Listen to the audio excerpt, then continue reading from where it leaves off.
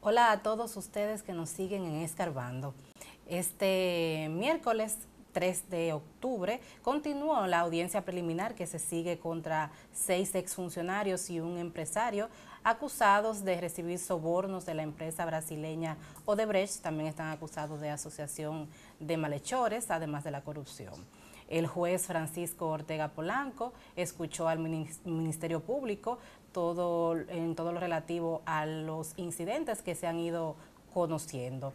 Luego de escuchar al Ministerio Público, el juez decidió recesar para el próximo martes 9 de octubre a las 9 de la mañana la continuación de la audiencia, lo que provocó gran rechazo de parte de los abogados de los acusados, quienes dicen que se les violentó su derecho a réplica.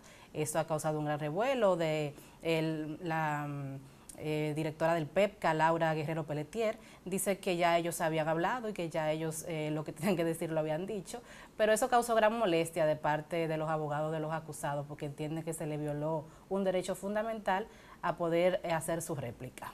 Bueno, es entendible, los abogados están para eso, para tratar de contestar, de responder, como dicen ahora, desmontar el discurso y los presupuestos que presenta el Ministerio Público. El magistrado Francisco Ortega Polanco parece que entendió que ya eran asuntos suficientemente debatidos en diversas audiencias y con participaciones en el día de ayer, tanto de la parte del Ministerio Público como de la parte de la defensa de los imputados. Pero ellos querían continuar y el juez dijo, no, ya basta. Entonces no están con encono, están enojados y dicen que en la próxima audiencia van a llevar incluso artículos de la Constitución para demostrar que fueron violentados los derechos de esos imputados. Pero hay que hacerse a la idea de que eso va a ocurrir muchas veces. Los abogados, cuando son contratados, están para rebatir todas y cada una de las cosas que presenten contra sus defendidos los representantes del Ministerio Público, eso es obvio. Y bueno, el juez en un momento tiene que tomar también una decisión, porque no es posible un juicio maratónico y que no tenga hora para acabarse, porque son humanos también, todos los que están ahí. Yo pienso que más adelante, de alguna manera, ellos también tendrán oportunidad de retomar esos temas, ¿verdad? Pero parece que por el día de ayer el magistrado Ortega entendió que ya estaba suficientemente todo debatido. Y claro, en ese aspecto lo apoya la procuradora anticorrupción, Laura Guerrero Pelletier.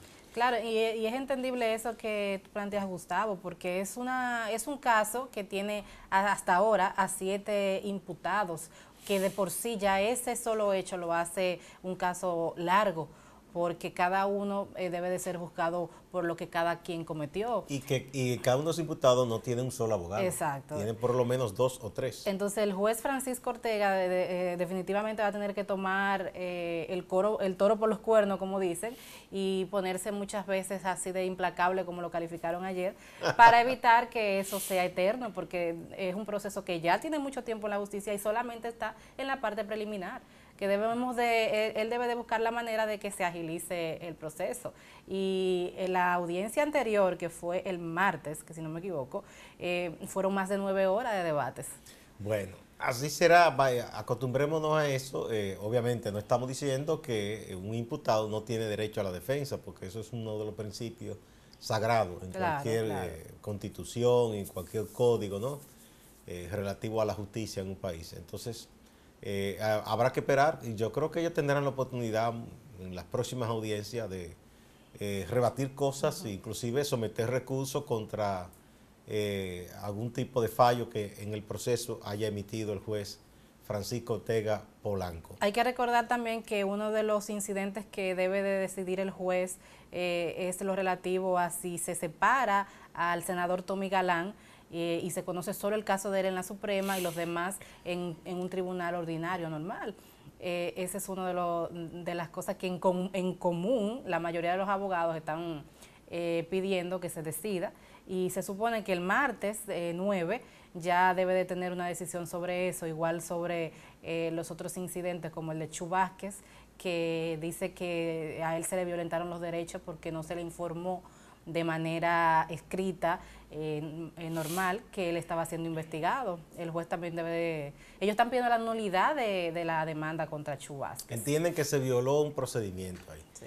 Bueno, hay que decir también, respecto a este caso, que si se accede al pedido de que se separen los expedientes y que el senador Tommy Galán sea juzgado aparte de los otros 6, eso implicaría comenzar, como quien dice, de nuevo en el caso de los 6 imputados, porque ya no estarían en la Suprema. Exacto. Eso tendría que ir a otros tribunales y habría que ver a cuál Cámara y a cuáles jueces asignaría el Poder Judicial esos casos. Yo creo que al final eso se va a quedar conociéndose en la Suprema. ¿Tú piensas que no se va a separar? No, yo creo que al final se va a seguir conociendo ahí, porque ya estamos hablando de muchos meses en el proceso. Sí, aquí algunos dicen incluso que a ellos les conviene estar en la Suprema porque si logran ganancia de causa, se ahorraría mucho tiempo y mucho esfuerzo. Pero otros dicen también igual, si resultan condenados, no hay mucho por donde apelar. No hay mucho por donde apelar, claro. Debemos mencionar también que en el ámbito de la justicia ayer también hubo una audiencia en torno al caso del asesinato del abogado Junior Ramírez.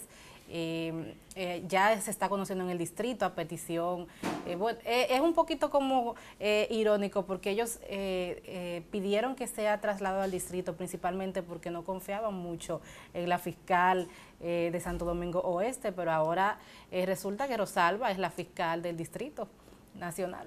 Bueno, ya uno de los abogados de la familia de Junior, que es su hermano, dijo que tenía cierta duda respecto a lo que traería la nueva fiscal. Ellos tienen que esperar, pienso yo, porque ella irá diciendo cómo es su proceder y nadie ha dicho que todavía que donde ella estuvo cometió algún tipo de falla, ¿verdad? Exacto. Y respeto a los procesos, para ver con qué estrategia ella viene, cómo ella sostiene las cosas, ¿no? No pueden descartarla de entrada, pienso yo que no es la mejor posición que ellos puedan tomar. Hay que decir también que ayer, porque ya fue incluido como parte del asesinato. De la acusación por el asesinato. El supuesto empresario, suplidor también. Eddie Zorrilla. Zorrilla, que se había entendido como sospechoso y lo habían estado investigando, entonces ya está directamente acusado también. Eso es un elemento importante a tomar en cuenta. Él estaba incluido solamente en la parte de corrupción. De ONSA. Y ahora lo están incluyendo en el caso por el asesinato.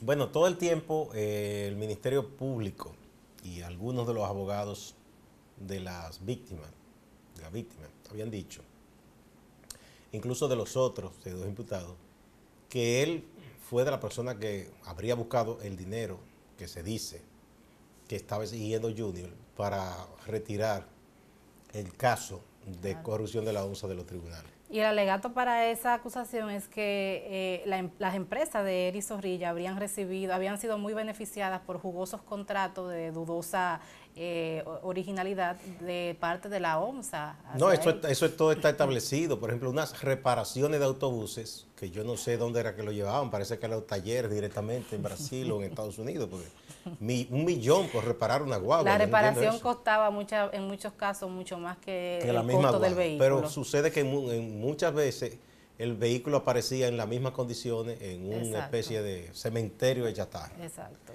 Bueno. Sí, hay que ver qué pasa en lo adelante con este caso. Hay varias personas detenidas, incluyendo al exdirector de la ONSA, Manuel Rivas.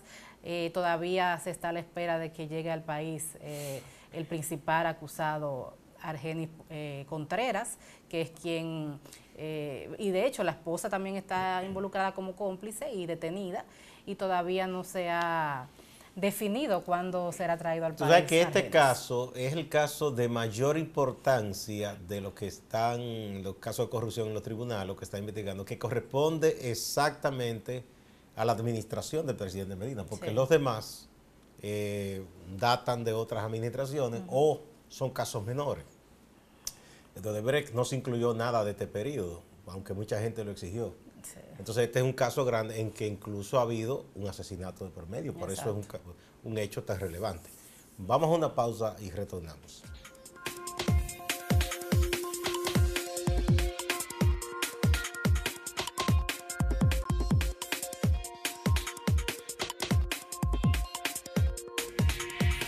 La Suprema Corte de Justicia de Perú decidió en el día de ayer revocar el indulto que había concedido el expresidente Pedro Pablo Kuczynski al también expresidente Alberto Fujimori.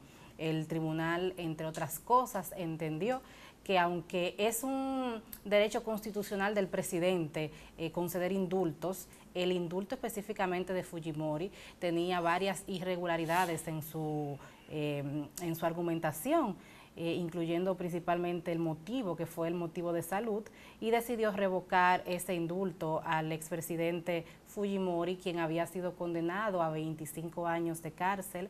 De esos ya había pagado la condena de unos 15 años más o menos, y decidió revocarla. Hay que recordar que el presidente Fujimori fue condenado por delitos de lesa humanidad, delitos de corrupción y varios asesinatos. Bueno, Fujimori fue un dictador. Él llegó elegido democráticamente, es verdad, pero se convirtió en un dictador. Lo primero que él hizo una vez que ya estaba en el poder fue dar un golpe parlamentario. Él desconoció con militares, fue y desalojó el Congreso y dijo, no, aquí mando yo. Y eso ya lo convirtió en un dictador. Eso primero, la arbitrariedad.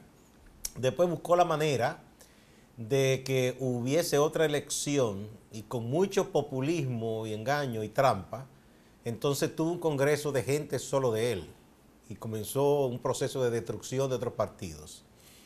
Muy arbitrario en el uso de la fuerza, además de populista. Entonces también armó una maquinaria de corrupción y espionaje y soborno dirigida por un personaje infame que también está en la cárcel, Vladimiro Montesinos.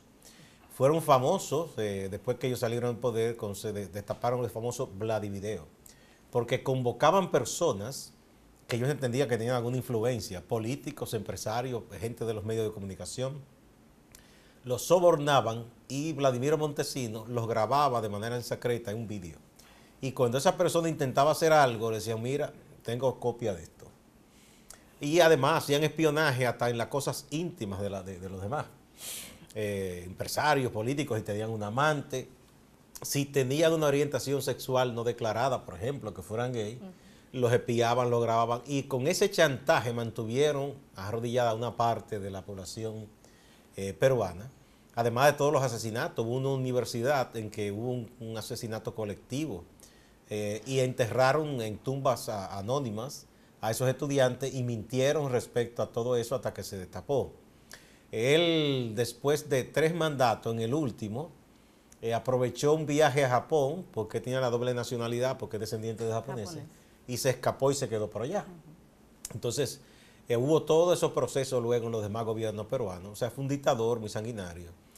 Entonces, quedó con poder, su familia, su gente quedaron con poder, y fue una negociación de uno de sus hijos que se dividieron, Keiko, ¿verdad? Keiko Fujimori. No, Keiko es la hija, el otro hija es Kenji, que se Tienen llama. nombres muy parecidos. Sí, el varón. Negoció con el presidente Kuczynski a cambio de votar en contra de que Kuczynski fuera llevado a juicio político en el Congreso, cuando se tapó el escándalo que él tenía vínculo con Odebrecht. Porque la hija sí quería, porque la hija podía ser elegida presidenta por el Parlamento. Entonces se negoció el indulto, pero luego Kuczynski tuvo como quiera que renunciar porque era inevitable aparecer en un juicio político, y en esa circunstancia este presidente que está ahora no tiene ningún tipo de responsabilidad en ese indulto, ni tampoco tiene que guardar ninguna lealtad a los Fujimori, y decidió que la justicia tuviera el caso en sus manos, y la justicia decidió que hay que revocar ese indulto. Así es, y uno de los aspectos que tomó en cuenta el juez que conoció el caso es que para que se conceda el indulto por enfermedad, la persona detenida, presa, debe de tener una enfermedad terminal o una enfermedad degenerativa que no le permita continuar viviendo con las condiciones en una cárcel, pero no es el caso de Fujimori, aunque tiene varios padecimientos, no son ninguna enfermedad terminal, son enfermedades con las que él puede vivir ahí. Y propias de la edad, porque ya es envejeciente, ¿no? Tiene 80 años. De hecho, ahora que debe regresar a la cárcel, porque se ordenó su arresto inmediato, aunque inmediatamente se descompuso y fue hospitalizado ayer en la tarde. Cualquiera se descompone. Así son esos charlatanes, le da un mareo de una vez. Cualquiera se descompone al enterarse de eso, luego de un año fuera disfrutando de la libertad, luego de 16 años que estuvo preso. Inmediatamente supo la noticia, tuvo que ser hospitalizado. Pero los padecimientos que tienen perfectamente lo puede seguir manteniendo o tratando médicamente dentro de la cárcel, que no es una cárcel cualquiera, estaba dentro de una cárcel con ciertos privilegios por la envergadura que le correspondía. Sí, porque incluso no es que tampoco lo dejan con presos comunes, ni nada. Además por protección, porque un hombre que hizo tanto daño, cualquiera podría vengarse y matarlo en la prisión. Ahora mismo tiene 80 años, saldría con 94 años. Si parece un anciano inofensivo, pero no, ese señor fue un criminal de poder, un abusador. Y es bueno que la gente reflexione estas cosas. Ahora, por ejemplo, vienen elecciones en Brasil. A veces los pueblos se dejan encantar por un populista y el precio que se paga después es muy alto. Sí. Eso le pasó a Perú. Y pensar que Perú prefirió a Fujimori porque fue en una segunda vuelta y despreció a Mario Vargas Llosa, que usted podrá estar en contra o no de él, pero nunca sería un dictador. Es un hombre con ideas liberales, un demócrata convencido, que nunca haría en el poder las cosas que hizo Fujimori, de ninguna manera. De hecho, terminó quitándole la nacional a Vargas Llosa, que se refugió y se quedó en España y se hizo ciudadano español, aunque él ha vuelto recientemente y se le devolvió la nacionalidad en Perú también. Es un hecho interesante lo que está ocurriendo en Perú. Ahí las denuncias de corrupción se llevaron al presidente Kuczynski, pero está embarrada prácticamente casi toda la colectividad política que tiene acceso al poder. O sea, el fujimorismo recibió dinero de Odebrecht, otros partidos más pequeños. Hay que ver cómo vienen las cosas. En Perú se dice que hay un sistema judicial y de ministerio público bastante fortalecido, independiente, que por eso incluso los propios gobernantes son investigados y llevados a prisión. Ahí está Ollanta Humala, sí. Está el otro que fue presidente también, que de esposa es una extranjera, ahora no recuerdo el nombre. No recuerdo el nombre de él. Y el propio Kuczynski también investigado, también el que había sido presidente antes también de Fujimori, o sea, evidentemente funciona allí la justicia. Por lo menos se investiga sin ningún miramiento. Bueno, y de hecho eso le tomó o le costó a Kuczynski, que tuvo que dimitir por el caso de Brecht. No llegó ni siquiera a ser juzgado. Él mismo dijo, no, espérense, déjenme. En el caso de él fue porque él mintió de manera descarada. Sí. Porque él ha dicho que él no recibió dinero para campaña y dijo que nunca tuvo nada que ver. Sin embargo, se le descubrió que él sí se ganó un dinero porque una de sus empresas hizo negocio para Odebrecht. Y además que cuando él fue ministro del anterior presidente, ¿verdad?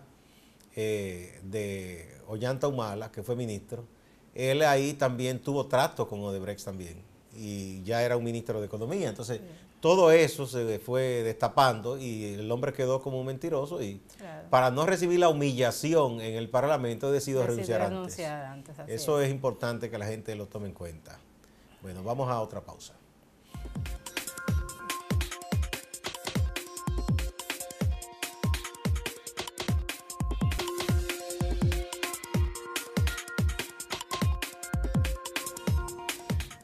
Bueno, las cosas en torno al presidente Donald Trump siguen dando de qué hablar. Es un hombre que vive de escándalo en escándalo, de conflicto en conflicto. El presidente antes de ayer se burló de la doctora Ford, que es una de las mujeres que está diciendo que el postulado por Trump para ser juez del Supremo, el juez Kavanaugh, la había asaltado y violado sexualmente hace muchos años, cuando estaban todavía ellos en bachillerato, podríamos decir. Él comenzó a burlarse, haciendo mofa de su forma de hablar, de su llanto, de sus quejas, y eso ha caído muy mal, tan mal que incluso senadores republicanos han criticado muy duramente a Trump, diciendo que esa no es la actitud de un presidente, ni de un ciudadano, y mucho menos debe ser con una persona que se supone víctima de un delito sexual, que es un tema muy sensible. Eso por ese lado. Por otra parte, ya se ha informado que el FBI, que tuvo a cargo una investigación de los hechos denunciados por la doctora Ford y otras supuestas víctimas del juez Kavanaugh, que ya terminó la investigación. Hay que ver si ya hoy da alguna información el FBI o la transfiere simplemente a los senadores que van a tomar la decisión respecto a si confirman a los jueces para el Supremo o si los rechazan, y entonces el presidente Trump tendría que postular a otra persona. Ese cargo que hay en el Supremo, Trump ha dicho que quiere un juez conservador, porque él se propone, con una mayoría conservadora, echar atrás reformas que se fueron dando en Estados Unidos respecto a derechos de minoría, por ejemplo, el matrimonio LGTB, el derecho de adopción y una serie de cosas que en algunos estados ya se ha aprobado para parejas LGTB. Quiere echar todo eso atrás. Y lo de también el derecho de la mujer a decidir si continúa o no con un embarazo. Bueno, según lo que se informó en el día de ayer, en el día de hoy el FBI pasaría ese informe al Senado. El Senado, los senadores más bien lo conocerían antes de la sesión y para luego tomar una decisión. Yo no veo que una persona acusada de violación sea como que el más conservador del mundo para ocupar esa posición. Pero bueno, Donald Trump se ha caracterizado... Bueno, porque suelen ser así, hay mucha hipocresía, gente que se presenta como muy conservadora, sí, muy defensora del valor, entre comillas, tradicionales, muchas veces en privado es todo lo contrario. Es todo lo contrario.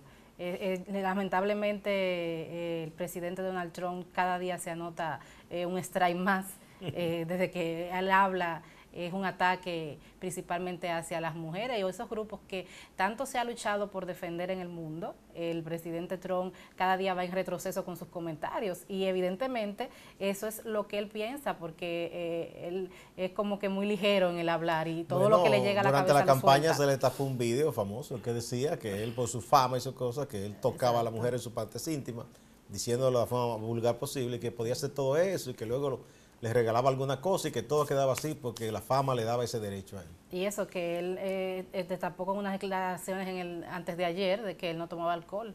Si él todas esas cosas las dice dijo sobrio, que él hubiese sido el peor desastre del mundo. Y yo le creo. Pero sí, se puede ser más desastre que lo que él está haciendo ahora mismo. Esa sería la pregunta. Bueno, las cosas que han dicho sus biógrafos es que su padre, que fue un hombre muy duro en la crianza con ellos, hizo fortuna y todas esas cosas, y su hermano, el hermano mayor de Trump, él lo veía como un flojo, porque no le gustaban esas cosas de los negocios, ni era un hombre con ese don de mando, y él vivía criticándolo, diciendo que era un don nadie, que era un afeminado.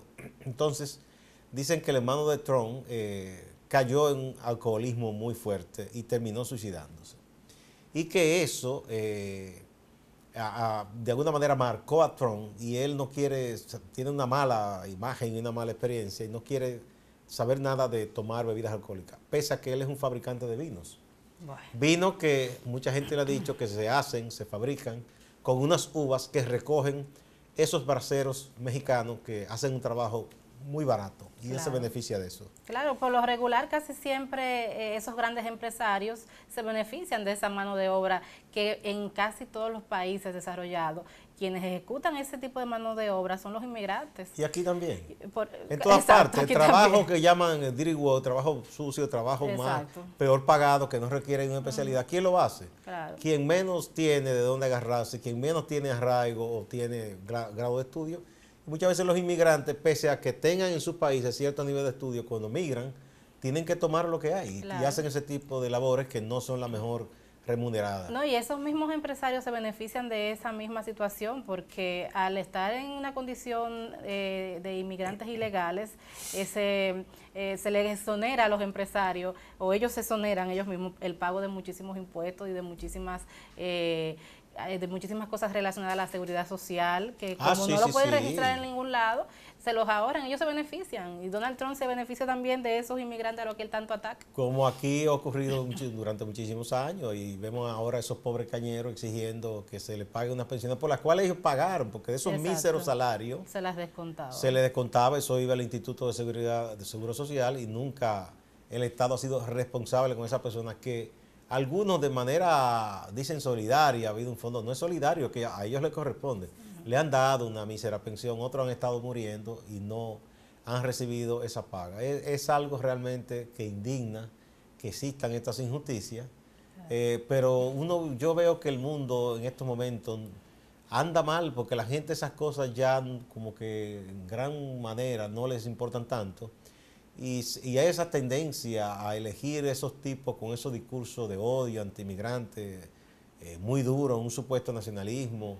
Mira lo que se avisora en Brasil si gana ese señor Bolsonaro. Un hombre que odia a las mujeres, un hombre racista, un hombre... es un panorama muy difícil. Es difícil lo que pueda ocurrir ahí. Es una situación bastante preocupante. Bueno, sí. Muchas gracias. Será hasta mañana.